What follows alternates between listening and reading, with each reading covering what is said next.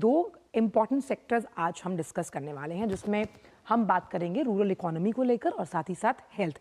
दोनों ही social sector के important aspect हैं। शुरुआत करते हैं ग्रामीण भारत से। कहते हैं ना कि आधा भारत गाँव में बसता है और विकसित भारत के लक्ष्य के लिए गरीबी मुक्त भारत कौशल विकास में 100% समावेशन, आर्थिक गतिविधियों में महिलाओं को 70% भागीदारी के साथ साथ किसानों को आप देखिए कितना मजबूत बनाने की कोशिश सरकार के द्वारा यहाँ पर की गई है। हम कुछ इम्पॉर्टेंट आंकड़े आपके साथ इस वीडियो वॉल से साझा करेंगे, बेहतर तरीके से आप समझाने के लिए आपको। तो मजबूत होगी ग्रामीण अर्थव्यवस्था कैसे?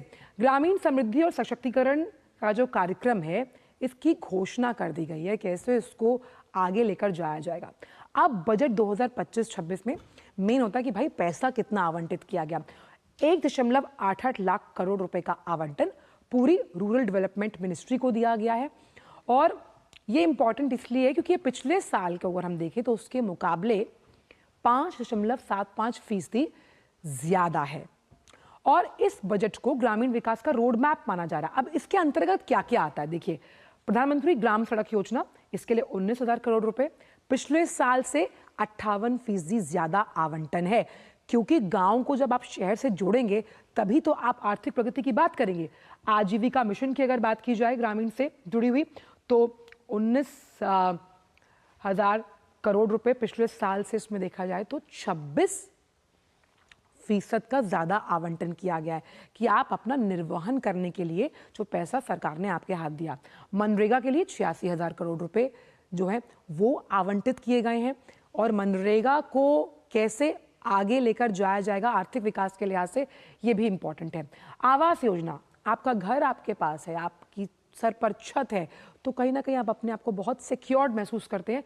उसके लिए भी 54,832 करोड़ रुपयों का आवंटन किया गया है। यह आवंटन हम आपको बता रहे हैं ताकि आप समझ पाएं कि पैसा जो दिया जाता है वो कहां खर्च होता है।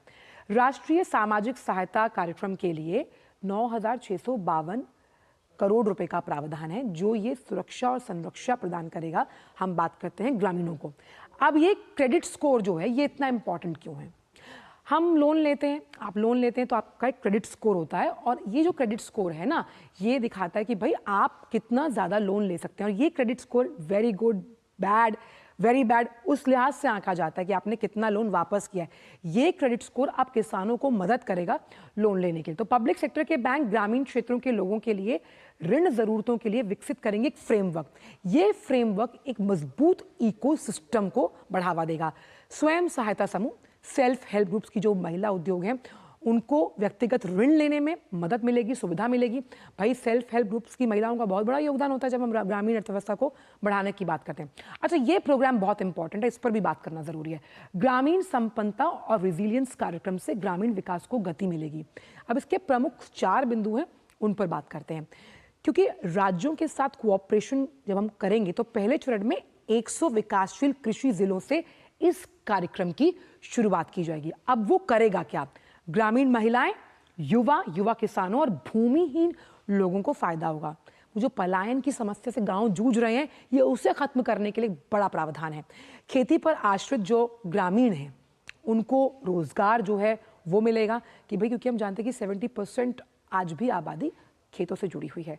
उन्नत अवसर उपलब्ध करवाने के लिए कौशल विकास, यानी जो वो प्रशिक्षण है उसको मजबूत किया जाएगा। खेती के लिहाज से हम वोकेशनल कोर्सेज में कौशल प्रशिक्षण की बात करते हैं, लेकिन खेती में कैसे आपको कौशल प्रशिक्षण प्रदान किया जाएगा, उसलिए ये जो रेजिलियंस प्रोग्राम है ये बहुत इंपॉर्टेंट है।